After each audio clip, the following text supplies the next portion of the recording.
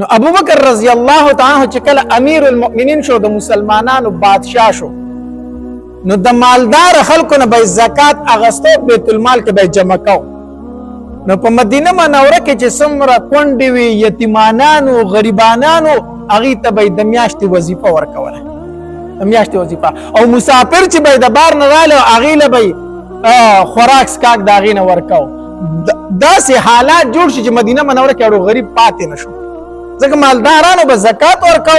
او هغه زکات په غریبانانو ته ورکېدو نن زمانه کې کوم مالداران زکات ورکړي بیا غریب نشته دی هر مالدار چې زکات ویست نو غریب چېرته پاتې کېږي بیا عمر رضی الله تعالی عنه د بیت المال مشر و یو ورځ لاړو چې بیت المال ته وکتل مالونه را روان دي خلک صدقې هم راوړي زکاتونه هم راوړي بیت المال سم ډک دی د مال نه عمر رضی الله عنه ډېر زیات خوشحاله شو چې وکتل او چې وای کتل غریبانانو باندې تقسیمېږي په دې هم ډېر زیات خوشحاله شو نو کوم چې دوی مقرر کړی و یو تن په دې بیت المال باندې نګرانو هغه ته وی ته ماله د مدینې منورې د غریبانانو هغه لیسټ راکړه کو څنګه طریقه ده څنګه تقسیموي طریقه کار څنګه شروع دی هغه ورته د کونډو د یتیمانانو هغه لیسټ مخې ته کېښودو په نومونه لیکلی شوي عمر رضی الله تعالی وکتل چې پلان کې کونډه ده دومره راشن ورته د میاشتې ځي پلان کې یتیم دی دومره راشن ورته د میاشتې ځي ټول لیسټ چې کوم په دې کې یوه کونډه لیکلې شوې ده نوم شته دی دا ورته هم لیکلې شوې چې کونډه ده خو مخې ته ورته دا نه وي لیکلې شوې چې دې کره څومره راشن تللی او څومره ورکره ځي دا تفصیل نشته دی عمر رضی الله تعالی چې کوم د بیت المال نگران هغه یې راوغوښتو وي دا ښځه کونډه ده وي او وي نوم خو موجود دی وي او وی تاسو خو ورکړه څه شی لېږلی نه دی ولې د دې خو مخکې څه تفصیل نشته نه خو ورکړه څه لېږلي او نه ورکړه لېږی دا ولې هغه ورته وي عمره مونږ امیر المؤمنین ابو بکر رضی الله تعالی منع کړي چې د دې کره به نه لېږئ د دې کونډې کره به تاسو څه شی نه لېږئ ابو بکر درته ویلي وي او وی دا لیسټ په خپله لیدلی وي او وی دا ښځه پېژني وي او پېژني وی ولې وایي چې دې کره راشن مه لېږئ وي مونږ ته پته نشته دی خو مونږ ته حکم کړی چې دې کره به څه شی نه لېږئ مونږ ته پته نشته دی مونږ د هغه د حکم تابعدار یو موږ ورکړه څه شی نه لیږو عمر رضی الله تعالی سوچ واغستو چې ابوبکر رضی الله تعالی خو زیاتې کوي نه هغه زیاتې نه کوي او دا کونډه ښځه ده و چې د دې کره راشن مه لېږئ چې دا ولې یاره دې خبره کې څه چل شته دی ښه هسې به نه سبا شو تپوس یې کوو چې پلانکۍ ښځه چې د پلانکي ښځه را خاونې مړ دی ورسېد محلې ته حتی در دې پورې چې کور یې معلوم کو دروازه وټکوله ځکه چې دروازه د دنې طرفه زنځیر لټ وه دروازه وټکوله دنې ورته آواز وشو وي څوک یې وي دروازه لکه کولو کوي هغې زنانه ورته د دنې نه آواز وکړو وي دروازه خو نشم کولولی ځکه زه معذوره یم دروازې له خو نشم درتلی خو څه ویل غواړي څه کول غواړي وي زه راغلی دې دپاره یم چې ستا څه خدمت وکړم ته کونډه یې ته کونډه ستا خدمت له راغلی یم یاره وي زما خو څه ضرورت نشته دی زما څه ضرورت نشته وی کونډه خوراک سکاک راشن هغه خو تاله راځي که نه راځي وی نه مال خو د بیت المال نه راځي خو ضرورت مې نشته دی وی څنګه ری ضرورت نشته وی دا ګاونډیان مې ډېر ښه خلک دي دوی ماله ډوډۍ راکوي ډوډۍ موډۍ راکوي نو زه په راشنو څه کوم دغه یوه تنه یم هېڅوک مې نشته دی نو ځکه راشن نه اخلم عمر رضی الله عنه ته بار نه آواز وکړو وی راشن ته ضرورت نشته خو نور خو څه خدمت کولی شم که نه نور څه خدمت وکړم وی او خدمت ته ضرورت شته دی وی څه خدمت دی یو خو مې دا کوټه کچه ده نو د دې نه د خاورې ډېرې راډوډېږي نو سار د عمل د خاورو ډکې نو دا جارو کول غواړي او بل دا دی چې معذوره یم نو پاکې اوبه راله پکار دي چې پاکې اوبه راله څوک راوړي چې هغه څکمه بیا پاکې هلته کې بعضې کویان به دا وي چې د هغې اوبه به ښکلې وي د څکلو به وي اکثر اوبه به نمکینې وي د څکلو به نه وي نو ما له خوږې اوبه راوړي دلته کې هغه راته کېدي نو عمر رضی الله تعالی ته وویلو وی زه راورکولاومه چې درشمه چې دا منګي در راډک کما دا ځای پاک کما بوډۍ ورته دا یو ځوان کړي دي او هغه روزانه راځي دا کوي خو انسان دی بیماري هر څه پکې راځي خو هغه چېرته را نغی نو بیا هر هلته هم راځه چې ته ورسره پکې حصه اخلي عمر رضی الله تعالی فرمایلو ښه دا دی عمر ابوبکر رضی الله تعالی دی ویلي چې زما راشن ته ضرورت نشته دی دا ورته دې ښځې ویلي زما راشن ته ضرورت نشته ځکه هغه راشن نه دی مقرر کړی خو به هر حال خدمت یې دی سبا به ورله زه راشم وبه یې کړمه عمر رضی الله تعالی سبا راغی مونځ یې وکړو داسې لږ ټایم تیر شو دی راغی بوډۍ ته بیا دروازه وټکوله وی مورې راغلی م چې خدمت دې وکړمه وی بچې ستا نه مخکې هغه ځوان راغلی و هغه کړی دی نشته ضرورت. عمر رضی الله تعالی بیا حیرانه شو چې دا څوک دي داسې په سوړي سهار باندې د سهار وختي دی راځي او دا خدمت کوي بیا ځي. په درېیمه ورځ باندې عمر رضی الله تعالی بیا راغی بیا ورته بوډۍ وي هغه ځوان راغلی او هغه خدمت کړی تللی ستا ته ضرورت نه دی پاتې شوی. په څلورمه ورځ باندې عمر رضی الله کو هر څوک د خو دې معلومومه ډېر الله والا سړی دی خلکو ته ځان نه ښیي په توره تیاره کې راځي او خدمت کوي او ځي خو هر څوک د خو دې زه معلوموم ګورم چې دا څوک دی. وی سیټ ته ودرېدم سهار وختي رالم مانځه پسې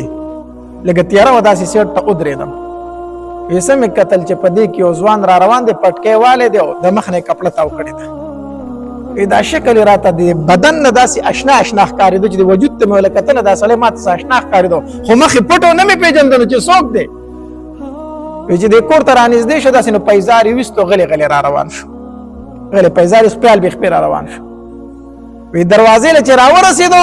نو په دروازې ته لږ اوچت شو لاس یې ورباړ او په خپله ځان ته د هغې طرفه زنځیر کولاو کور ته ورننوت. چې کور ته ورننوت جارو یې راواغسته زه یې جارو کړو زه یې جارو کړو خاورې ماورې اوچتې کړې بیا هغه په یو لوښي کې یو ټاټکي کې هر شی چې په هغې کې ور واچولې هغه خاورې بار ورتاوې کړې کور یې بلکل صفا کړو دا خاورې پرې واولې د خاورې څخه په څخه شو لکه چې خاورې جارو کوي خامخا دوړې به در باندې پرېوځي. بیا مې څه کوتل چې مشک یې راواغسته او غاړې ته یې ور واچم لاړه اوبه یې ډکې کړې او راغې اوبه یې زنانه ته کېښودې چې اوبه یې کېښودې او دی واپس شو روان شو. وی چې روان شو منډه مې پسې کړه د شا غاړې مې راټینګ مې کو ما ته وی چې پرېږده اوس څه کوې ما ورته وی چې راغلی ستا دپاره یم راغلی ستا دپاره یم ځان به راته ښایي ما ته وی چې نه زما مخ نه شي لیدی ما ورته وی چې پېژندلی مې یې ملګری مې نه رانه خطا کېږي خو دا خبر په یقین سره بدلوم چې دا مخ دې وینم نور ملګری مې خطا شوی رانه نه وي خو دا مخ دې وینم چې لږ یقین مې راشي. چې مخې کولو کو هغه امیر المؤمنینو د مسلمانانو بادشاه او ابوبکر صدیق رضی الله تعالی عنہ وی ما ورته چې ابوبکر ته په دې ټیم باندې او دا خدمت ته په خپله کوي ما ته وی چې او عمره زه ابوبکر یم او دا خدمت زه کوم ما ورته چې ما ته به دې ویلي که نه ما به کړی زما زوی به کړی او ستا زوی دی هغه به کړی او غلامان دی هغې به کړي وو دا د اوبو پیټی دې په خپله په اوږه اغوستی او خاورې دې په سر اغوستې او دا پیټ یې اوچتی نو غلامان دې نشته دی نوکران دې نشته دی مونږ به کړی که تا په خپله ولیکو. بیا ابوبکر رضی الله تعالی په ژړا شو وی چې عمره یوه ذمواري راکړه چې بس بیا یې ته کوه که نه یوه ذمواري را الله که ما ورته وی چې څه ما ته وی چې دا ذمواري راکړه چې د قیامت په ورځ به زما پیټ یم ته اوچتی ته چې ما ته وایې دلته به یې زه اوچت کړم زه به یې کوم یا د ستا زوی وکړي یا د غلام وکړي ټیک شو تاسو یې وکړئ خو دا ګرنټي ماله راکړئ دا ذمواري واخلئ چې د قیامت په ورځ به زما پیټ یې اوچتوئ حالانکې الله تبارک وتعالی خو فرمایي چې ولا تزر وازرة وزر اخرى یو انسان د بل انسان پیټ یې په ورځ د قیامت نشي اوچتولی نو که ته دا ذمواري اخلې ته وایې زه اوچتولی شم نو راته ووایه د قیامت په ورځ به زما پیټ بیا څوک اوچتوي. ما ورته چې ابوبکر خو ټیک شو صحیح ده په دې پورې کور خواله چې رالي تا دا پیزار ولې ویستو پیزار دې ویستو خپیال بیخپې را روان شو غلی غلی دا پیزار دې ولیستو ما ته وی چې عمره دا د یتیمانانو کور دی زه چې د کم کور په خوا راتلم دا د یتیمانانو کور دی دې کې دننه کونډه ښځه ده نو ما پیزار ځکه ویستو چې زه ځم نو زه لږ په درزاري باندې ځم زه لږ په تیزۍ سره ځم ما پیزار ویستو په کلاره روان شوم هسې نه چې دې کونډې ښځې ته زه یتیمان چېرته راویښ کړمه زما د خپو په دربارې سره چې ته یتیمانان راویښ نه شي ځکه مې دغلته پیزار ویسته. دا دې ته وایي د زړه نرمتیا دا د زړه نرمي ده د زړه نرمي دې ته وایي د زړه نرمتیا نرم زړه الله تبارک وتعالی ته په زړونو کې خوښ زړه دی خاص چې کله ته د نیکۍ کارونه کوي د قرآن تلاوت کوي مقبرې ته ورښکاره کېږي زړه به دې په خپله نرمېږي. مونږ وایو که نه هلکه زړه مې ډېر زیات سخت دی دا بعضې خلک په دې خبره باندې فخر کوي هلکه ګوره زړه مې ډېر زیات سخت دی ګوره دې سترګې نه مې اوښکې نه بهېږي ویرېږه د الله نه په دې خبره باندې توبه وباسه ګناهګاري دې په دې خبره باندې الله ته په زړونو کې بدترین زړه چې دی هغه سخت زړه دی او ته په دې فخر کوې چې زما زړه سخت دی ستا زړه به سخت نه سار را پاسي د دنیا شمیر شروع کی، د پیسو شمیر شروع کی، د گاډو شمیر شروع کی، د بنگلو شمیر شروع کی، ټول ورځ په دې باندې ستا تیر شي، ته الله یاد نکي، قبر یاد نکي، اخرت یاد نکي، جنت یاد نکي، جهنم یاد نکي، مرګ د تنه مخې ته کیږي، زړه به د کم طرف نرم شي. زړه سختيږي په ګناہوں سره، په ګناہوں سره زړه سختيږي. حدیث مبارک کې راځي نبی علیہ الصلوۃ والسلام د مسجد نبوي نه وروته، صحابه کرام خندل چې نبی علیہ الصلوۃ والسلام هغه صحابه کرام په خندا ولیدل کنه، نو یې فرمایلو ویزه چې پس پوېګه مکنه کو تاسو په هغه په پویدل کنه نو تاسو به جړه ډیره واو خندا بلګو، تاسو به چرته نو خندلی. او بیا نبی علیہ الصلوۃ والسلام فرمایل وی دا قبر چې دی د روزانه یو څو اوازونه کوي، یو څو اوازونه کوي، دی وی انا بیت الوحده، انا بیت الظلمه، انا بیت التراب، انا بیت الدود. د یو څو اوازونه کوي، زه د یوازیوالي کوریم، زه د تیارو کوریم، زه د چنجو کوریم، زه د خاورو کوریم. کومال راځي ځان له نیک عمل رڼا راوړه چې دلته تا ته رڼا بل شي. کومال راځي ځان له نیک عمل بستر تیار کړه چې دلته په بستر ته خور شي. کومال راځي ځان له نیک عمل راوړه چې د چنجو نه دی بچ کی، چنجو نه دی بچ کی. نبی علیہ الصلوۃ والسلام فرمایل مرګ یادوي ځان ته، قبر یادوي. نبی علیہ الصلوۃ والسلام فرمایل مرګ یادوي، مرګو دا د انسان مستی ختمي، دا د انسان خوندونه ختمي. په مستی کې رالی، په ګناہوں کې رالی، ځان ته مرګ را یاد ک په خپل باندې د ځل نرم شي چې دا ز سکوم، دا ز پس کې اخته ما. دا نه چې دنیا ګټل ناروا دي، دنیا ګټل یقینا جایز دي. صحابه کرامو کې داسې مالدار صحابه کرام تیر شوی دي چې په نن زمانه کې هم داسې څوک مالدار نه، داسې مالدار صحابه کرام تیر شوی دي. په غزوه تبوک کې عثمان رضی الله، په غزوه تبوک کې ابو بکر صدیق رضی الله تعالی عنہ دوه حصے مال د خپل کور راوړ، دوه حصے مال، څومره ټول مال چې راغون شو دا غي دوه حصے ابو بکر رضی الله تعالی عنہ ورکړو. نبی علیہ الصلوۃ والسلام ورته دا نو فرمایلی چې ابو بکر دا ټول مال دې کم ځای نه پیدا کړی دی، ته مال ولې ګټي؟ خمالدار مالدار صحابه پکې موجود وو، خو ډیر مال والے صحابه کرام پکې موجود وو، خو هغه زړه سخت شوی نه، زړه نرم وو.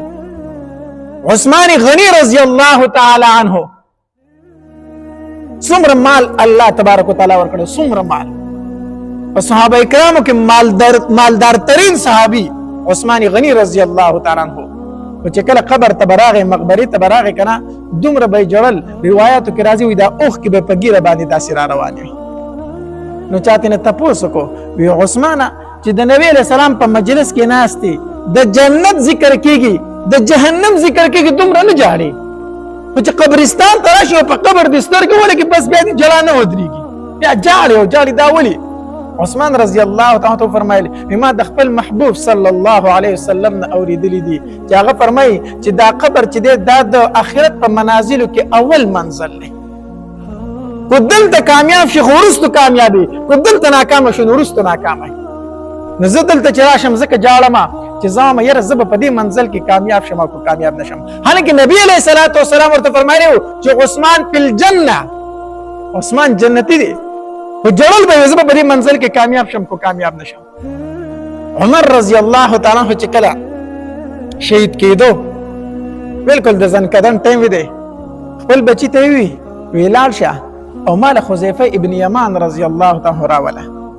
حذیفه رضی الله تعالی عنہ چې د نبی علیہ السلام د راز خبرې کړې وي،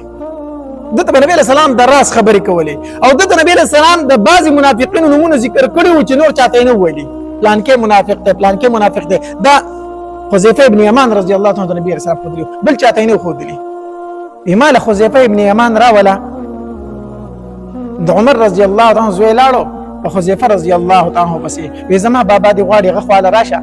هغه خواله راشه. نو چې کله حذیفه رضی الله تعالی عنہ راغی د عمر رضی الله تعالی عنہ خواله، عمر رضی الله تعالی عنہ ته وی اے حذیفه ستا سره د نبی علیہ الصلوۃ والسلام یو راز دی او زه درته دا نه وم چې دا راز ما تخکاره کړه، دا درته نه یم. ته نبی علیہ السلام د منافقینو نمونه ښودلي دي، نو دا درته نه وم چې ما ته هغه ټول ذکر کړه.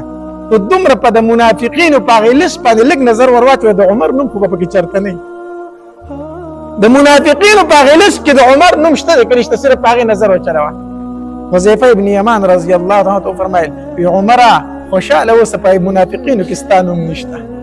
منافقینو کې ستا نوم نشته عمر رضی الله تعالی په جلا شوی شکر الحمدلله اوس مې په مرګ هیڅ پروا نشته دی اوس مې په مرګ هیڅ پروا نشته دی کومرم حالانکه عمر چې نبی علیہ السلام داغه متعلق ویو وی کو زمانه ورستو بل نبی راتلی نو لکان عمر نبی به څوک و عمر به هغه پیغمبر هغه صحابي دی دومره بشارتونه ورته نبی علیه الصلاة والسلام ورکړي خو د هغې باوجود حذیفه رضی الله عنه فرمایلي حذیفه د منافقینو لیست وګوره چېرته د عمر نوم خو به پکې نه موجود حنظله رضی الله تعالی په لاره روان دی او چغې وي چغې نافق حنظله نافق حنظله نافق حنظله جاري او چغې وي ابوبکر رضی الله عنه فرمایلي حنظله څه چغې دې رخ کړي سجل شوی دی وی ابوبکر منافق شوم زه منافق یم زه منافق شوم ابوبکر رضی الله عنه ته فرمایي ولې سجل وشو وی چل دا چې د نبی علیه الصلاة والسلام خواته ناست یم نو زړه مې یو شاني خو چې کور ته لاړ شم د ښځې او د بچو سره کښېنم زړه مې بل شان بیا مې زړه کې دنیا وي نو دا خو منافقت ته چې د نبی علیه السلام سره په مجلس کې یو شان یم او کور کې په مجلس کې بل شان یم دا خو زه منافق یم ابوبکر رضی الله عنه ته فرمایي حنظله وی دا کار خو زما هم دی نو ته منافق خو بیا زه منافق شوم داسې خو زم یم د نبي علیه السلام په مجلس کې چې څنګه یم هغه شان خو زه کور نه یم مې راځي چې نبي علیه السلام له لاړ شو نو چې څنګه د نبي علیه السلام خواته کېناسته که نه حنظله بیا چغه کړه وی نافقه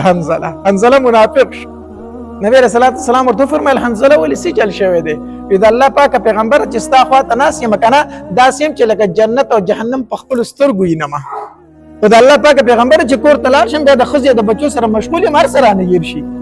نبی علیه الصلاة والسلام ورته وفرمیل حنظله کو چرته په لارو په کوڅه کې او په کور کې هم داسې شوې څنګه چې زما په مجلس کې بیا خو به د اسمان نه فرشتې راځي په دې کورونو او په دې لارو کې برسره د خلکو په مخ کې سلامونه کوي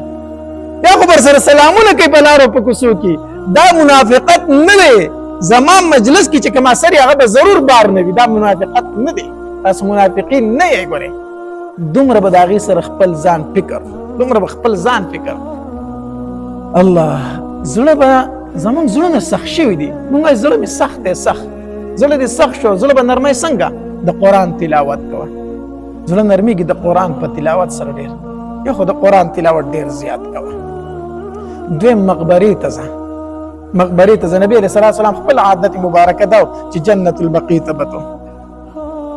هلته به تو نبی علیه الصلاة والسلام به قبرونو باندې ګرځېدو نو چې کله قبرستان ته ځې ستا به زړه نرمېږي ښه دا مې پلار پروت دی دا مې مور پرته ده دا مې رور دی دا د کلي هغه پلانکې پښتون دی خان دی نواب دی ملک دی او دا هغه پلانکې په تنقې ځوانۍ کې چې مړو د هغه دی دې قبرونو ته به ګورې نو ستا به هم په دې زړه کې لږ نرمتیا راشي یاره زه به هم دې ځای له راځم یاره نن خو چې په خوا باندې تېرېږم او هم قبرستان دی یېرېږم په منډه دې تېرېږم یاره دلته خو به زما شپې راځي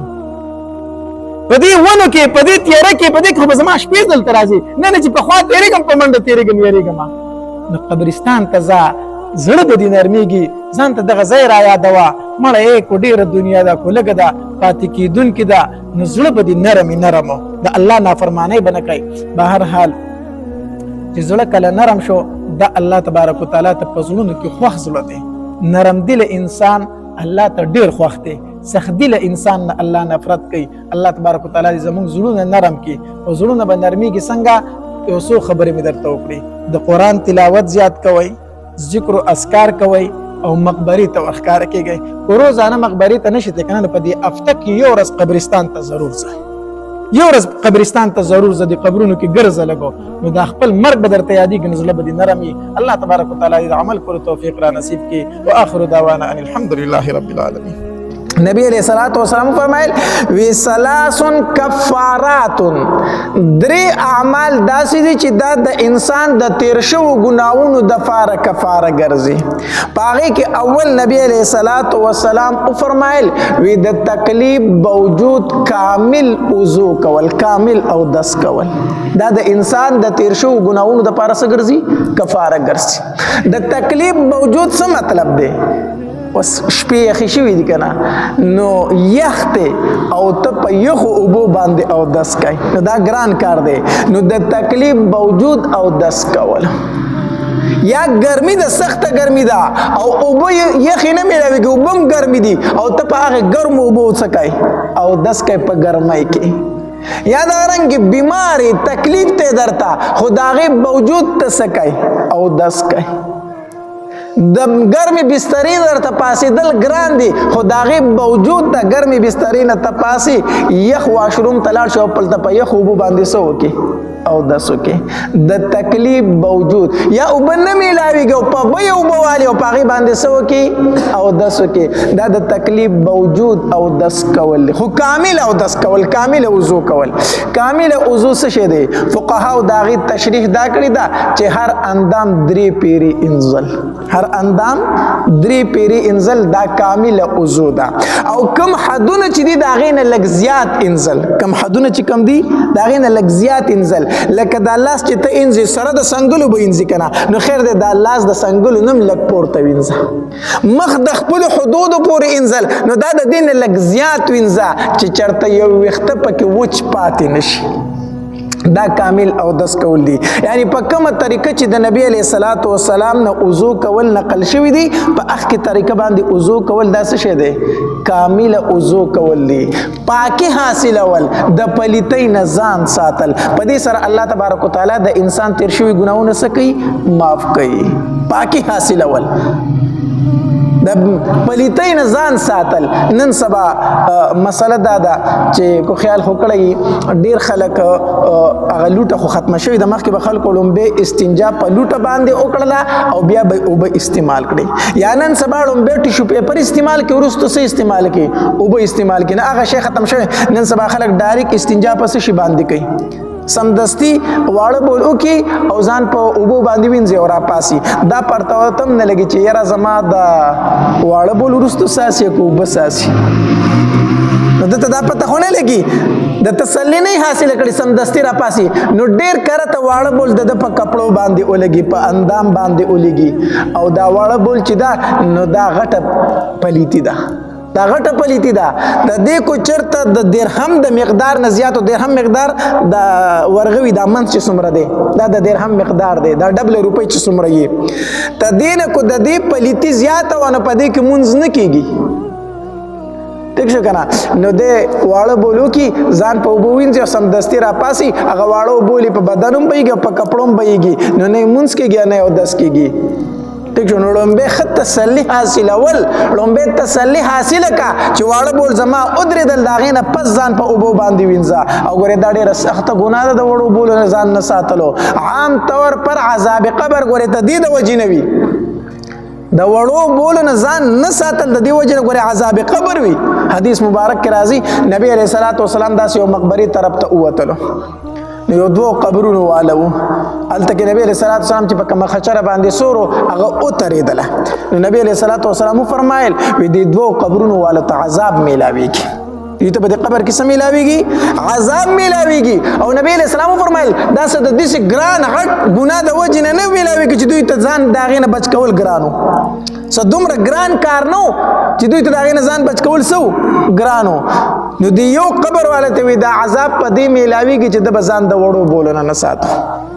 واړه بیل به وکړلو دا پروا به یې نه وه کو په کپړو باندې څڅېدل او کو په بدن یې څڅېدل د هغې نه ځان نه بچ کو د هغې وجې نه ورته په قبر کې څه میلاویږي عذاب میلاویږي او دا دویم کس چې دویم قبر والا وي ده ته د عذاب ځکه میلاویږي چې ده به چوغلي کوله د 2 تنو په منځ کې جنګېرل لمسې کول چې ورته مونږ وایو 2 تنه جنګول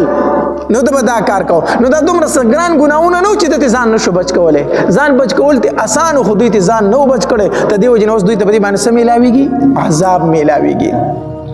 نو به هر حال چې استنجا دې وکړه اول تسلي حاصله کا چې آیا واړه بول ختم شوي که نه دي ختم شوي چې تسلي دې زړه ته راغله چې او واړه بول ختم شوي د هغې نه پس بیا اوبه استعمال کا نو یو نبی علیہ الصلوۃ والسلام او فرمایلو وی د تکلیف باوجود کامل او دس کول دا انسان د تیر شو ګناہوں د پاره کفاره ګرځي دویم نبی علیہ الصلوۃ والسلام او فرمایل وی د یو منز نه بعد د بل منز انتظار کول د یو منز نه بعد د بل منز انتظار کول دا داسې عمل دی چې د انسان تیر شوي ګناهونه ختموي د هغې دپاره کفاره ګرځي مثال په تور تا اوس د جمعې منځ وکړو او لاړ خپل دکان لا یا کور ته یا پټي ته ووتې خو په زړه کې دې دا تلوسه ده چې د مازدیګر بانک چې کله ووایي انشاءالله منځ به کومه دا د یو منځ نه وروسته د بل منځ انتظار کول دي دا نه چې ته په جومات کې کښېنه او بل منځ ته انتظار کوه خپل کار روزګار کې لګیا یې خو دا دې په زړه کې دي چې کله اذان وشي انشاءالله د منځ تیاري به کومه نو دا داسې عمل دی چې د انسان تیر شوي ګناهونه څه کوي ختموي مسلمان هغه دی چې د زړه به د جماعت سره تړلی شوی د مسجد سره تړلی شوی لکه حدیث مبارک کې راځي نبی علیه الصلاة والسلام فرمایي په میدان محشر کې به ډېره سخته وي هر سړی به د نفسي نفسي چغې وي څوک به په خولو کې د خپو پورې د پوندو پورې څوک د زنګونانو پورې څوک د نامه پورې څوک د مرۍ پورې په خولو کې ډوب وي په میدان محشر کې خو څه خلک به داسې وي چې هغه به د میدان محشر د تکلیفونو نه خبر هم نه وي هغه به د الله د عرش ته لاندې د الله په دسترخوان باندې د الله میلمانه وي وته نه داسې چې هغه به د الله تبارک وتعالی صحیح میلمانه وي د الله په عرش باندې د میدان محشر د سختونه به خبر نه یو نبی علیه الصلاة والسلام وفرمایل هغه انسان چې د هغه زړه د مسجد پورې تړلی شوی و هغه انسان چې د هغه زړه په مسجد پورې تړلی شوی و هر ټایم جماعت سره مینه وه محبت و د دې وجې نه علما لیکي وایي ګوره د دریو څیزونو مینه چې د چا په زړه کې راله دی د شکر وباسي درې څیزونه داسې دي د دې مینه چې د چا په زړه کې وه دی د الله شکر ادا کوي کم یو د مسجد مینه او دویم د قرآن مینا او دریم د نبی علیه الصلاة والسلام مینا دا درې څیزونه چې د دې مینا چې د چا په زړه کې وا دی د الله شکر ادا کوي ځکه د دې درې وړو څیزونو نسبت د چا سره دی د الله سره دی مسجد جمعات د الله کور دی قرآن د الله کتاب دی او نبی علیه السلام د الله رسول دی دا درې څیزونه دا دي چې د دې نسبت د الله سره دی نو چې کله ستا د دې درې څیزونو مینا په زړه کې ونه ستا مینا د چا سره ده د الله سره ده نو دیو جن دغه انسان دې سو باسي شکر دی باسي نو د مسجد سره په زړه کې مینه ساتل پکار دی مینه ساتل وی مسلمان او مومن دی به د مسجد نه بار داسې وي لکه مې چې د اوبو نه بار وي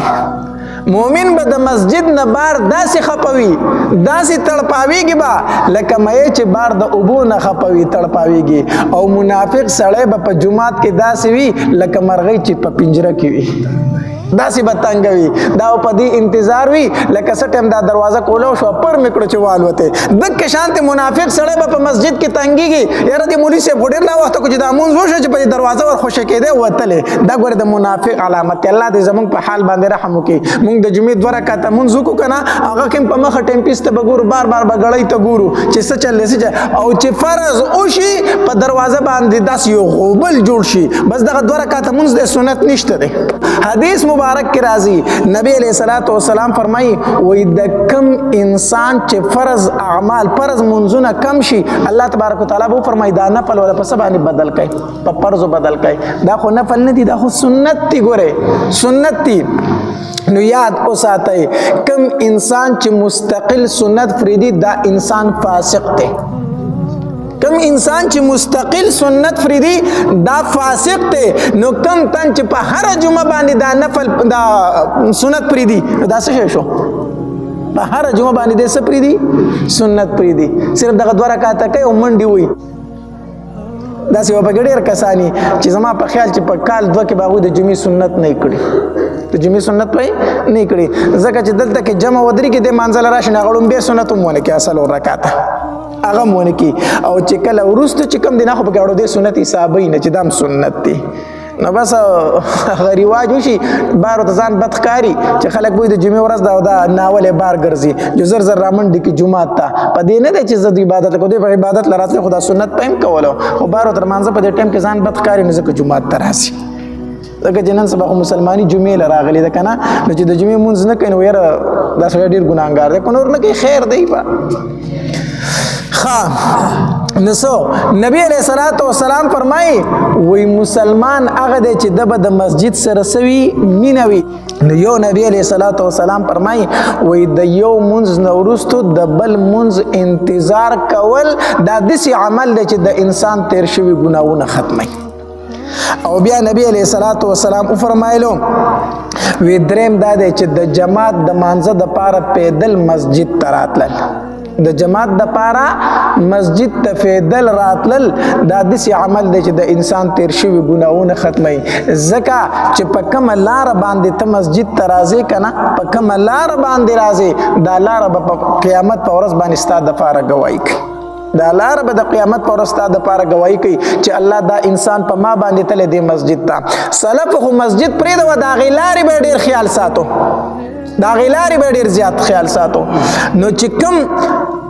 مسجد ته تزي په دغه لار باندې دا په زړه کې وای چې دا لار به زما د پاره گواہی کوي په کور کې د اودس وکړو ته مسجد ته روان شي حدیث مبارک کې راځي د انسان یو ګناه کمیږي یو درجه اوچتیږي یو ګناه کمیږي یو درجه اوچتیږي نو کور اودس کوا مسجد ته راځه الله د ګناونه کمی درجه دی اوچتوي نو دا درې اعمال داسې دي چې نبی علیہ الصلوۃ والسلام فرمایي وي دا د انسان د تیر شو ګناهونو دپاره څه ده کفاره ده ثلاث کفارات دا درې اعمال د تیر شو ګناهونو دپاره څه ده کفاره ده کم کم یو کامل اودس کول د تکلیف باوجود